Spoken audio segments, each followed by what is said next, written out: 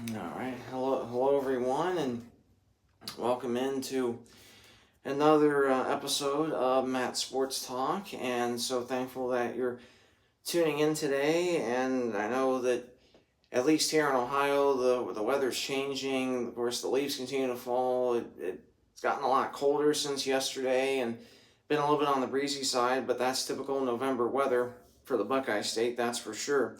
So now, as promised, if you were with me last week, I mentioned I would be recording a video giving you a preview of all of the upcoming Crossroads League tournament on the women's volleyball side, giving you a preview about that once we knew who won all the games last night. And because going into last night, there were teams that were seeded 5th through 8th. It all came down to last night in terms of playoff seeding, so I'm going to talk about that here in this video, and also share a game last night that saw another massive upset in terms of women's volleyball. So I'm definitely going to talk about that. Now, before we dive in, I just want to take a minute and say that for those of you that have recently subscribed to my channel, I really appreciate that, and please keep on subscribing. Please keep sharing my channel with your friends and family, and make sure that they subscribe to my channel as well, so you're first notified whenever I upload new episodes. And again, my goal is to hit 500 subscribers by February 21st, 2026, which is the end of the regular season for Crossroads League men's and women's basketball. So make sure that you stay subscribed to my channel, again, so you're first notified whenever I upload new episodes moving forward of Matt Sports Talk. And now, once we get to Crossroads League play for men's and women's basketball here in hard to believe it's only 2 weeks away, when I upload those episodes here to my YouTube channel, I'm also going to add them under those videos under the playlist Matt Sports Talk Season 2. So make sure that once we get here in a couple weeks and I upload those episodes, make sure that you go to not just my channel, but click on playlists and then scroll down to Matt Sports Talk Season 2, and all of those videos will be there as well. So it's a lot easier to keep track with my videos here for Season 2. So now let's dive into volleyball, and I first wanted to recap a couple of the games from last night, get us set up for the Crossroads League tournament. Of course, I mentioned earlier in the week that the Crossroads League teams that made the league tournament, seeded 1st through 4th, had already locked up those 4 spots respectively. And the matchup last night, we had receiving votes Taylor at Bethel, and Taylor with the 3-0 sweep last night. Now, the first time these two teams met in Upland, Indiana in the regular season, Bethel came away with a 3-2 upset win in 5 sets. This time, Taylor returns the favor and sweeps the Pilots by scores of 25-17, 25-19, and 25-21. Taylor in all 3 sets. Taylor in the first set hit 286, 323 in the second, and 268 in the third. Now, for contrast, Bethel in the first set hit just .028 off 8 errors, compared to only 4 errors for Taylor. In the second set, Bethel hit 105 with 9 errors. Taylor hit 323 with only 2 errors. And then the third and final deciding set, Bethel hit 216 with 5 errors, and Taylor hit 268 with 4 errors. So it was kind of even in the third set of that one. And looking at some key stats for Taylor, Michaela Flagel had 11 digs, and with those 11 digs last night, she's now surpassed over 2,000 career digs. So really amazing to see that. We also had Reagan Salzbrenner with 7 kills last night. Reagan Kleiman with 7 kills as well, 4 digs. Margot Hernandez with 4 digs. Shea Watson with 5 kills. Dea Vestal with 6 kills. Mackenzie Gehrig had 10 digs, so really amazing to see that. Ruth Anderson, 9 kills. And Ellie Fry only with 7 kills last night, but she had 10 digs. And Taylor as a team last night hit 290. Bethel as a team hit just 117. And looking at some stats for Bethel last night, you had Sophia Beeson with 4 kills, Liberty Pearson with 6 kills, Jess Hand with 9 digs. You had Lily Vester with 5 digs, Ari Searle with 1 kill, Paige Franz with 9 digs, Ainsley Tack 8 kills and 4 digs, Haley Beidenbach had 7 digs, Taylor Delp The only pilot in double figures with 12 kills, 9 digs, Brianna Bosket with 4 kills and 2 digs. And that was your matchup there. And the next matchup takes us down to Indianapolis, where Grace faced off against receiving votes Marion and the Knights with a 3-1 victory here.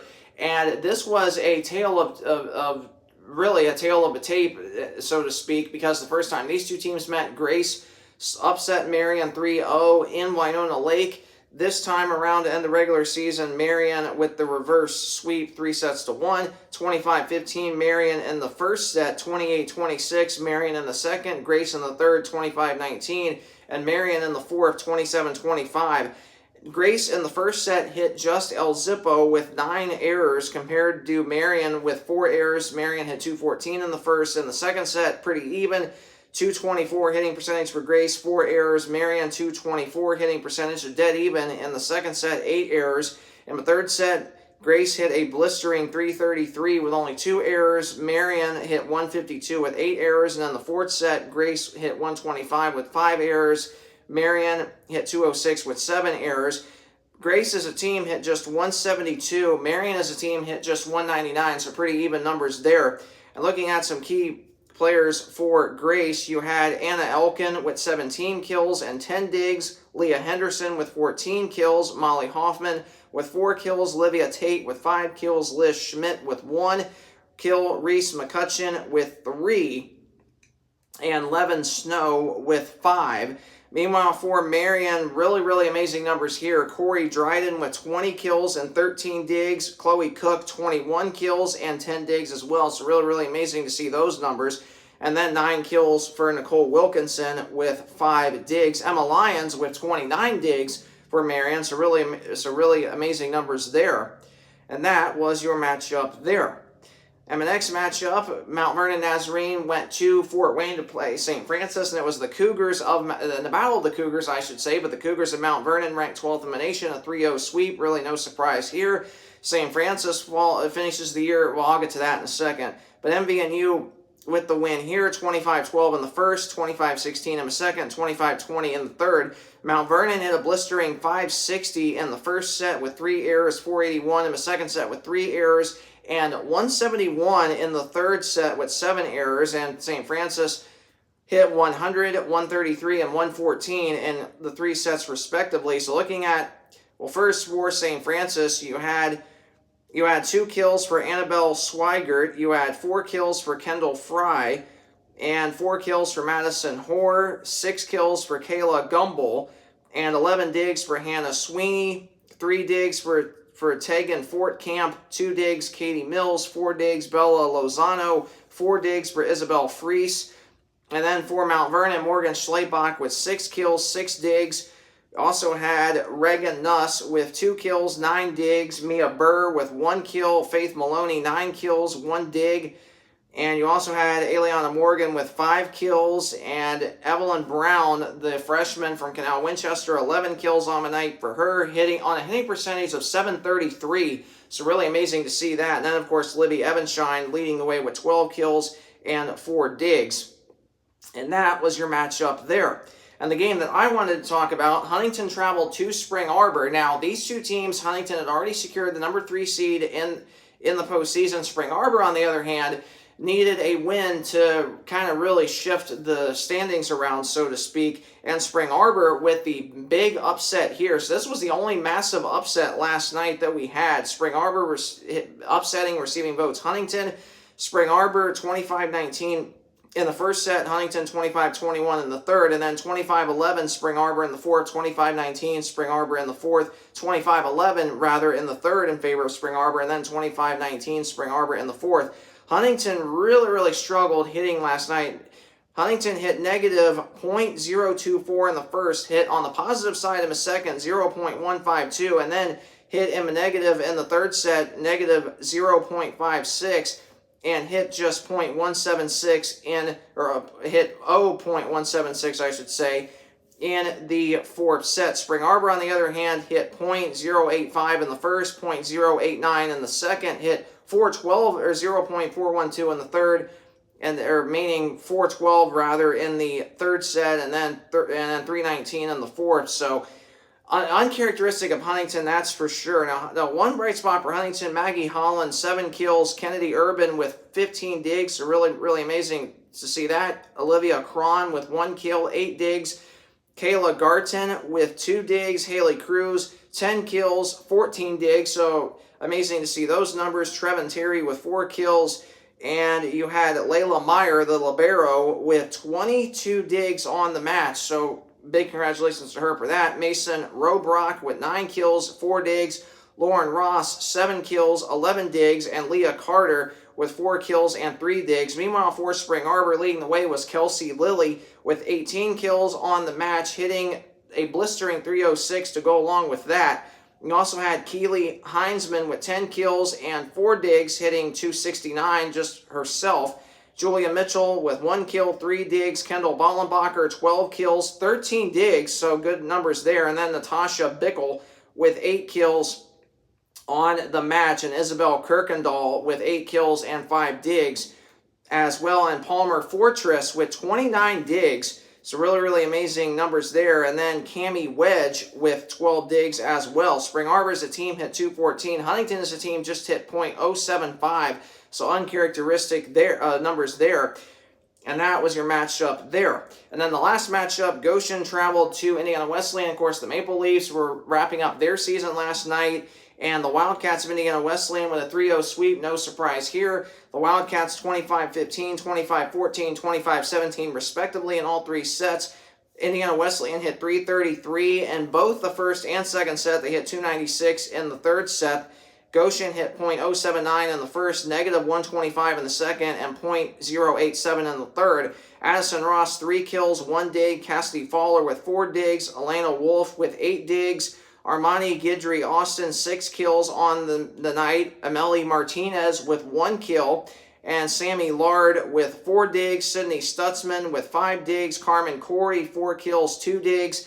Brenna Spangler with 4 kills and 2 digs. And Nevaeh Benjamin with 4 kills and 3 digs for the Maple Leafs. The Maple Leafs as a team hit just .024. The Wildcats as a team hit .323. And looking at stats for the Wildcats, you had Kamea Murray with 2 digs, Abigail Porter, the NAIA Setter of the Year, 2 kills, 5 digs, Katie Notter with 9 digs, and Ella Mock getting some playing time. And she kind of struggled offensively, but still good to see a lot of the bench players get some playing time. Senior Alex Lloyd from Minnesota had 1 kill on the night. Ava Barnes, 1 kill as well. Avery Caskey with 1 kill. Avery Bial kind of also struggled a little bit offensively, but still good to see her get some playing time. And how about Shay Williams?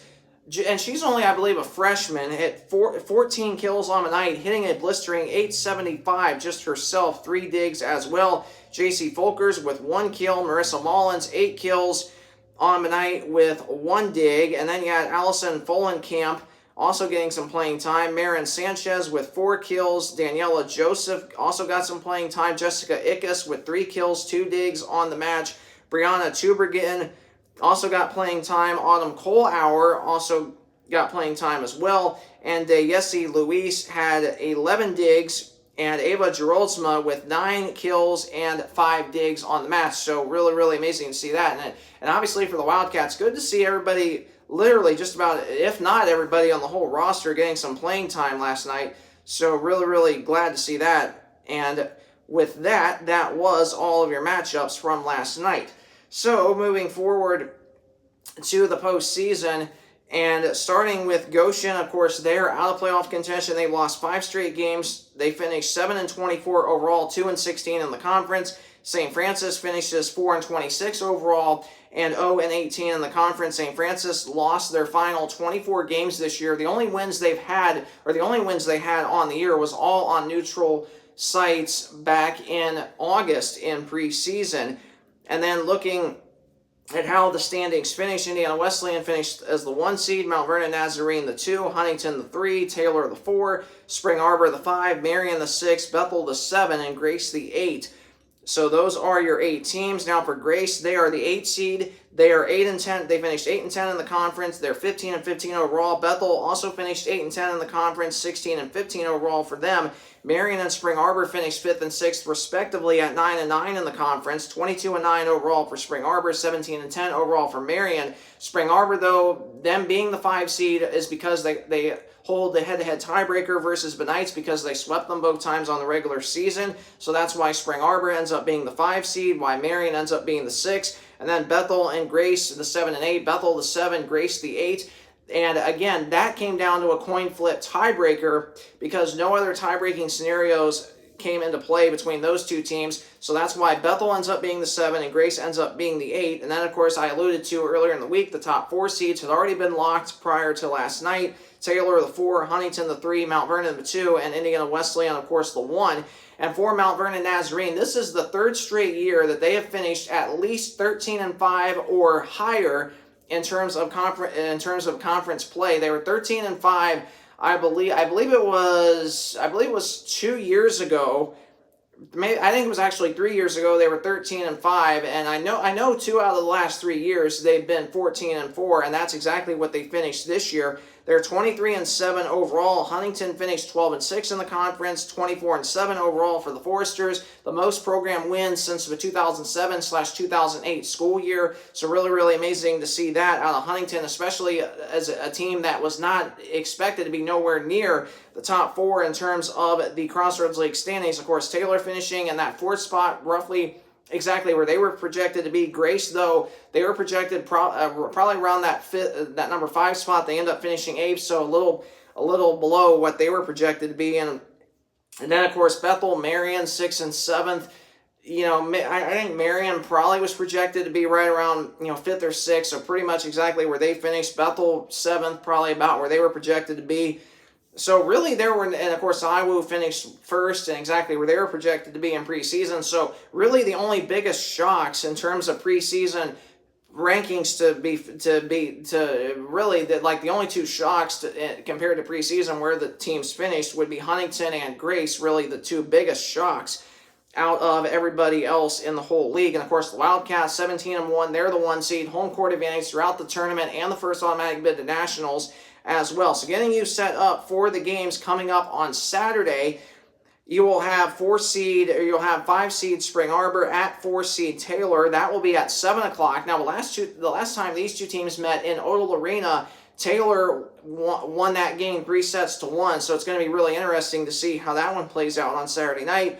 Then you have 6 seed Marion at 3 seed Huntington. That will be at 7 o'clock as well on Saturday night inside of Platt Arena. And for the Foresters, they get their first ever home playoff game under head coach Kelsey Herber. And not just that, but they also play Marion for the 3rd time this season. In fact, that might be the case maybe for about every single team in terms that made the league tournament. Now, for Huntington, they swept Marion both times in the regular season, 3-0. So this game is going to be really, really good, I think. And then, of course, 2 seed Mount Vernon Nazarene, 7 seed Bethel. That will take place inside Ariel Arena Saturday night at 6 o'clock. And that will be the game time for Mount Vernon. And that's going to be another good game. And then, of course, Indiana Wesleyan and Grace. That's going to be the first game on Saturday night. That game will be at 5 o'clock inside the Lucky Arena with the Wildcats being that number 1 seed. And I'll be at that game on Saturday night. Really, really looking forward to that. And it's going to, Grace, that's going to be a tough matchup for the Wildcats. And obviously for the Wildcats, the both times they played Grace in the regular season, outside of one bad set, really Grace has been right there with Indiana Wesleyan the rest of the way. In fact, outside of one bad set during one of the regular season matchups between these 2 teams, outside of that, Grace has gotten within 6 points or less of the Wildcats in all the other sets that they have played both times in the regular season. So this is going to be really, really interesting to see how that one plays out. And for contrast, at a few different points throughout the regular season, 7 out of the 8 teams that made the Crossroads League tournament were either ranked inside the top 25 or receiving votes. The only team that was not either one that ended up making the Crossroads League tournament was Bethel. So that just goes to show you that none of these teams are bad. None of these teams are beyond good. it's just how competitive the Crossroads League is. And I know that, on paper, all the higher seeds would be the heavy favorites, but I mean, I just think there's going to be some massive upsets in the Crossroads League tournament this year on the women's volleyball side. Now, if I had to choose very quickly, if I had to choose teams that I think could be major upsets on Saturday, I think Bethel as a 7 seed could really could really be an upset win over Mount Vernon Nazarene. The Pilots already upset the Lady Cougars once in Ariel Arena this year. The first game of the regular season, the Pilots won that game 3-1. I think maybe something similar could happen on Saturday. It's going to be interesting to see, that is for sure. The other upset that I would have in terms of sleeper teams would be Marion as a 6 seed. They got swept 3-0 both times to Huntington in the regular season. I think Marion is going to want to avenge those tough losses. So to me, I mean, obviously anything can happen. Anybody can beat anybody. But, and again, I would not be surprised if all but the top 4 seeds advance to the second round. But to me, if there were any 2 sleeper pick teams that could be major first round upsets, it would be 6 seed Marion and 7 seed Bethel that I could really see both being first round upsets. So it's going to be interesting to see how all that plays out. And in terms of a national tournament rankings, if you're Marion, you're a 6 seed, you're going into a tournament 17-10.